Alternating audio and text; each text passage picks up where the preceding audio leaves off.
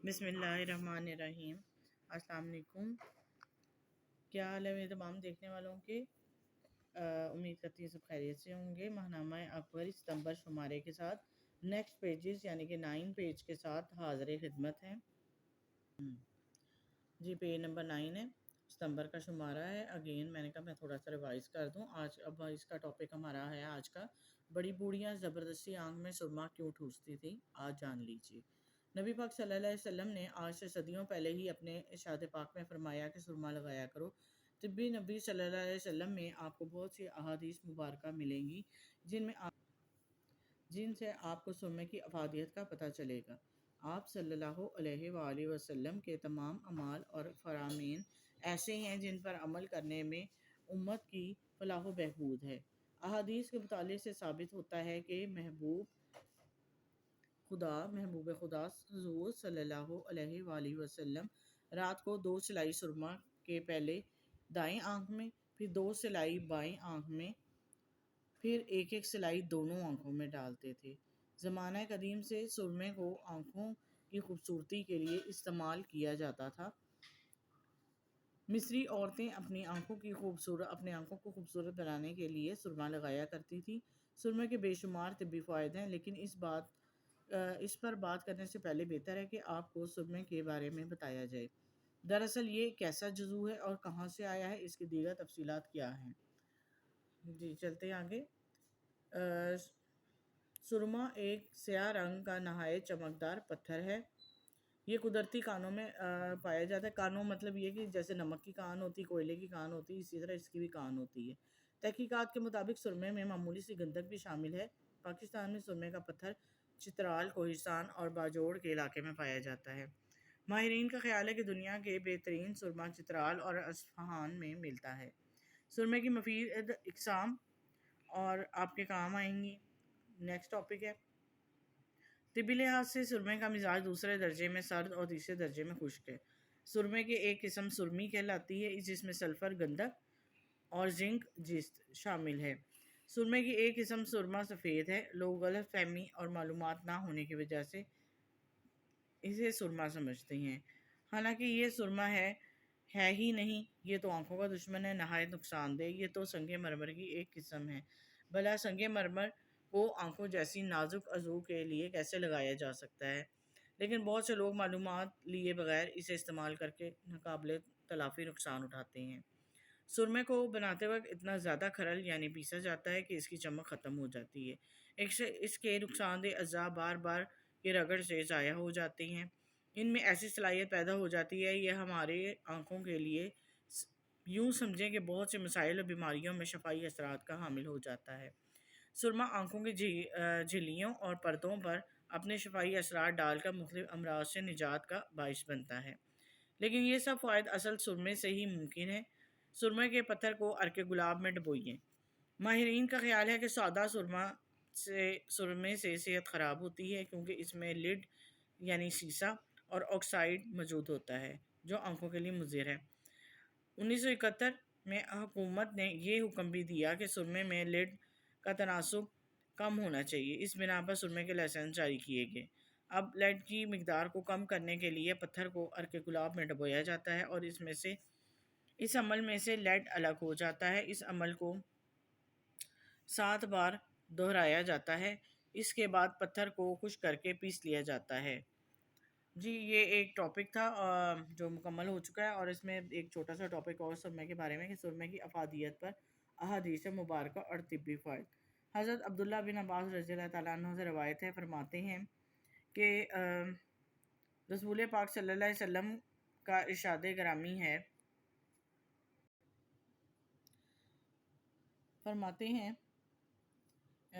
تمام سرموں میں سے بہترین عصمت ہے اور یہ بینائی کو روشن کرتا ہے اور بال اگاتا ہے۔ یہی روایات احمد، ترمذی، الحاکم اور ذہنی نے سالم بن عبداللہ رضی اللہ تعالیٰ عنہ سے بھی بیان ہے کہ جس سے انہوں نے اپنے والد محترم سے سنا۔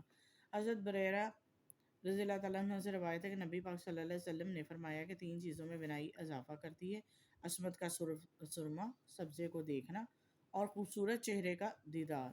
عبداللہ بن عباس رضی اللہ تعالیٰ نے بیان کیا کہ نبی پاک صلی اللہ علیہ وسلم کے پاس ایک سرمے دانی تھی۔ جس میں سے وہ ہر ایک آنکھوں میں 3 مرتبہ لگایا کرتے تھے۔ ابن ماجہ۔ ابو داؤد کی روایت کے مطابق سرما لگانے کا سب سے اچھا اور مفید طریقہ یہ ہے کہ اسے لگانے والا تاک چلائیاں ہی لگائے۔ تاک مطلب یہ 1 3 7 اس تعداد کے حساب سے۔ سرمے کے طبی فوائد: زخموں میں شفا: اگر زخموں پر سادہ پسا ہوا سرما چھڑکا جائے تو زخموں سے خون بہنا بند ہو جاتا ہے، جلدی بھر جاتے ہیں، گلنے سڑنے سے بھی بچ جاتے ہیں۔ چیچک کے داغ: اگر چیچک نکل رہی ہو تو اس دوران چہرے پر، رخسار پر سرما لگائیں۔ سبز دھنیا کے پانی اور کافور میں سلائی ڈبو کر سرما آنکھوں میں لگائیں۔ یہ آنکھوں اور چہرے پر چیچک کے چھالے اور زخم سے محفوظ رکھتا ہے۔ اگر چیچک کے زخموں کے لیے جسم پر بھی سرما استعمال کیا جائے تو زخم جلدی ٹھیک ہو جاتا ہے اور کالے نشان اور دھبے نہیں پڑتے۔ نکسیر پھوٹنا: اگر سرمے کو پیشانی پر لیپ کر دیا جائے تو نکسیر کے لیے شفا بخش ہے۔ ناک سے بہتا خون رک جاتا ہے، لیکن سرما اصل اور کسی معتبر دواخانے سے لیں تو یہ چند فوائد ہیں، اور نہ جانے بھی کتنے آنکھوں کے کتنے امراض ہوں گے جو اصلی سرمے سے شفا پاتے ہیں۔ سرمے کے استعمال سے جن لوگوں نے متواتر کیا ہے استعمال، انہوں نے اس کے جادو اثرات فوائد بھی پائے ہیں۔ آج کے دور میں میک اپ کی جدید مصنوعات نے آنکھوں میں بہت نقصان پہنچایا ہے۔ بہتر ہے کہ ہم سادگی سے سنگھار کریں، سنت پر بھی عمل ہو اور آنکھیں بھی صحت مند رہیں۔ اور یہ ایک چھوٹا سا کالم ہے، ٹاپک: بیوٹیشین ہوں اور بالوں کی صحت کے لیے 20 سال آزمودہ نسخہ لیجیے۔ میں ایک بیوٹیشین ہوں، کئی سالوں سے میرا تجربہ ہے کہ میں نے لوگوں کو یہ نسخہ بتا رہی ہوں، بال کمزور ہوں، بڑھتے نہ ہوں، بال بے رونق ہوں، جلدی سفید ہو رہے ہوں۔ بیرون ملک سے لوگ مجھ سے یہ تیل منگواتے ہیں۔ تیل یہ ہے: سرسوں کا تیل خالص پاؤ، خالص 1 پاؤ۔ نمبر 2 آملہ کا تیل آدھا پاؤ۔ نمبر 3 ناریل کا تیل 1 پاؤ۔ نمبر 4 کیسٹر آئل 2 بوتلیں 50 ملی لیٹر والی۔ نمبر 5 وٹامن ای کیپسول 10 سے 15 عدد۔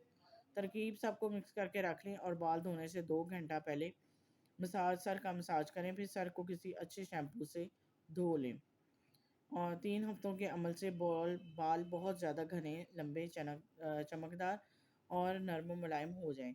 20 سال سے ہم آزما رہے ہیں۔ جی اس کے نیکسٹ پیج کی طرف چلتے ہیں۔ جی نیکسٹ پیج کی طرف ہم آ گئے ہیں، پیج نمبر ہے 10۔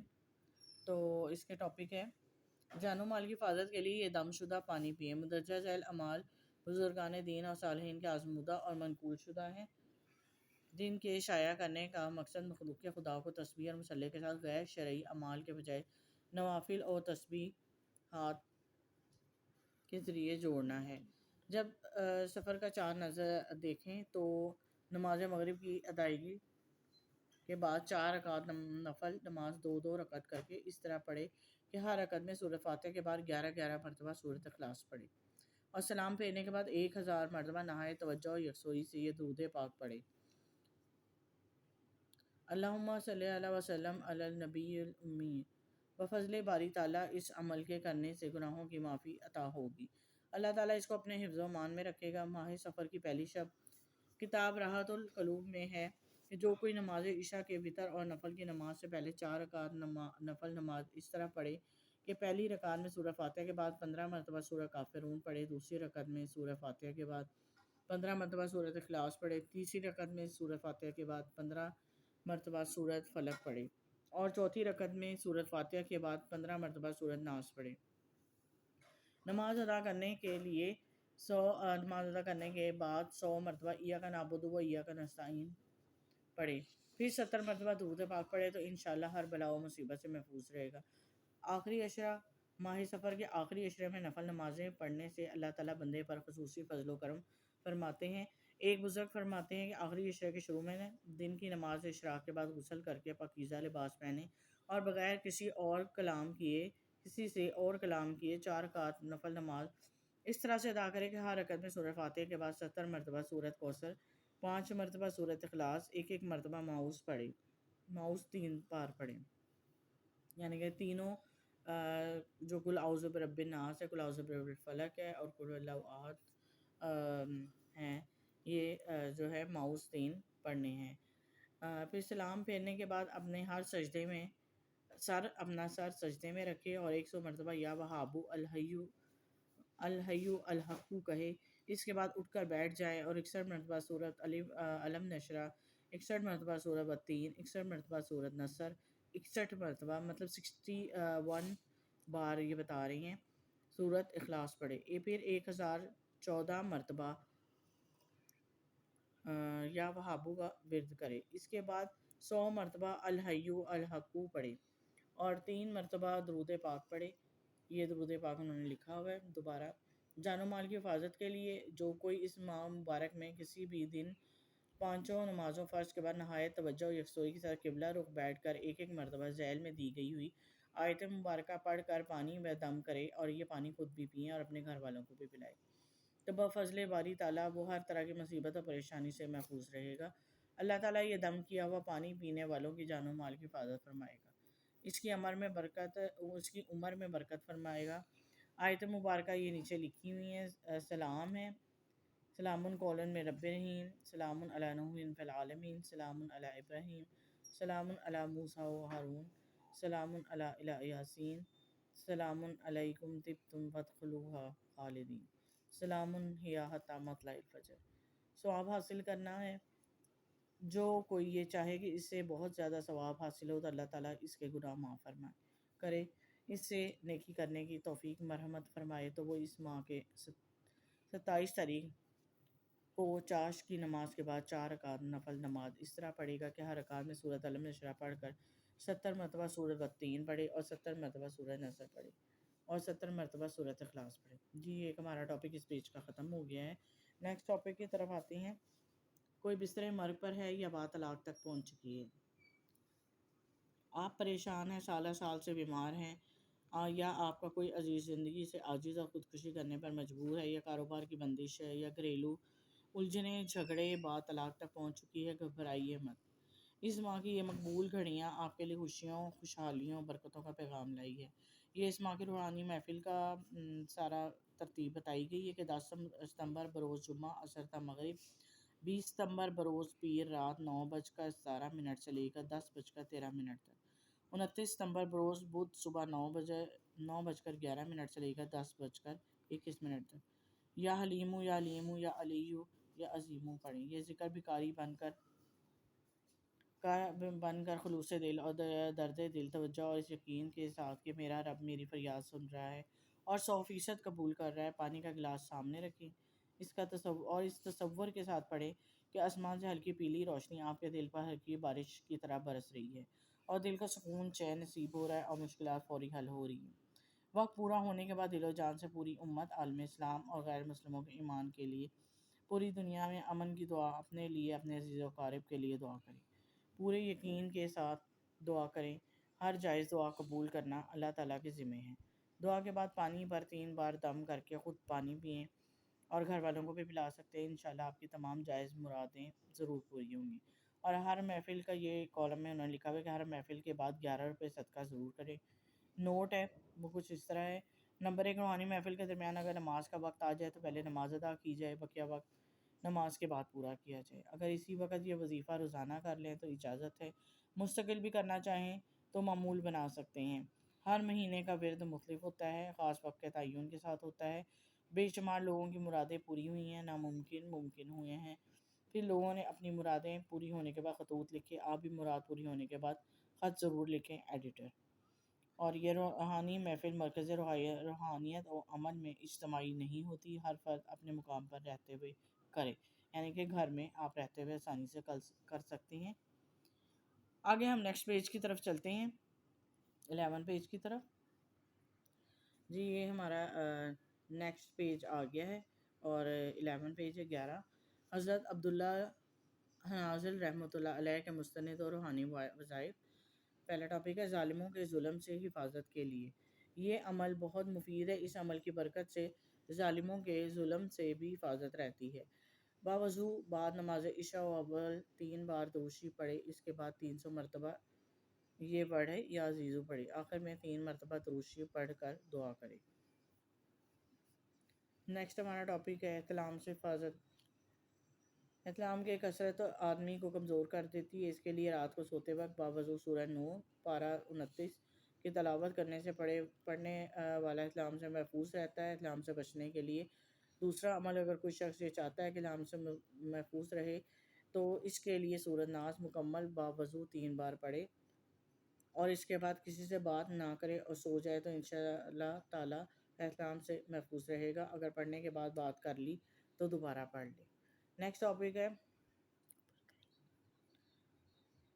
اور نیکسٹ ٹاپک یہ ہے مرد کا عورت پر قادر اور حمل ٹھہرنا. اور اگر کوئی مرد شرم کی وجہ سے یا کسی مرض کے سبب عورت پر قادر نہ ہو تو اس کے لیے 2 انڈے لے کر دونوں کو دھو کر ابال لیں اور ایک انڈے پہ باوضو روشنائی سے یہ لکھنی آئے تھیں ساری، یہ آپ کے سامنے موجود ہیں. اور یہ انڈا عورت کو دے اور وہ رات کو کھا لے. اس کے بعد کوکر زوجیت طا کرے، انشاءاللہ حمل قائم ہوگا اور اولاد ہوگی. قیدی کی رہائی کے لیے ہے. نیکسٹ ٹاپک، اگر کوئی شخص قید ہو گیا اور اس کی رہائی مشکل ہو رہی ہو تو اس کے لیے مندرجہ ذیل کلمات باوضو ایک نشست میں یعنی کہ درمیان میں نہ اٹھے اور عمل مکمل کر کے اٹھے 2000 مرتبہ روزانہ پڑھتا رہے. اول و آخر درود ابراہیمی کس قسم ضرور پڑھے، اور یہ کلمات ہیں، یہ آپ پڑھ سکتے ہیں. نیکسٹ کی طرف آتے ہیں، نوجوان نسل برائی سے محفوظ رہنے کے لیے شہوت کا غلبہ ختم کرنے کے لیے اول 3 مرتبہ درود شریف پڑھے. اس کے بعد 100 بار یہ والی آیت جو لکھی گئی ہے یہ پڑھے. میں اس لیے یہ آیت نہیں پڑھتی ہوں کہ کوئی زیر زبر پیش کی غلطی نہ ہو، اس لیے اب آپ یہ ویڈیو میں دیکھ کے پڑھ سکتے ہیں. آخر میں 3 بار درود شریف پڑھے. انشاءاللہ اللہ تعالیٰ اس عمل کی برکت سے غلبہ شہوت ختم ہوگا. عبادت میں دل لگے گا، لیکن شرط یہ ہے کہ عمل روزانہ کرنا ہے. نیکسٹ ٹاپک ہے، عزت کا مقام حاصل کرنے کے لیے. عزت کا مقام حاصل کرنے کے لیے یہ عمل بہت مفید ہے. اس عمل کی برکت سے ظالموں کے ظلم سے بھی حفاظت رہتی ہے. باوضو بعد نماز عشاء اول 3 بار درود شریف پڑھے. اس کے بعد 300 مرتبہ یا عزیزو پڑھے. آخر میں 3 مرتبہ درود شریف پڑھے. انشاءاللہ تعالیٰ معاشرتی زندگی میں عزت و عظمت کا مقام حاصل ہوگا، دشمن ناکام ہوگا. نیکسٹ ٹاپک ہے، خوفناک خواب کا علاج. اگر کسی کو خوفناک اور بھیانک خواب ستاتے ہوں تو وہ روزانہ سونے سے پہلے 3 مرتبہ تعوذ پڑھے، 3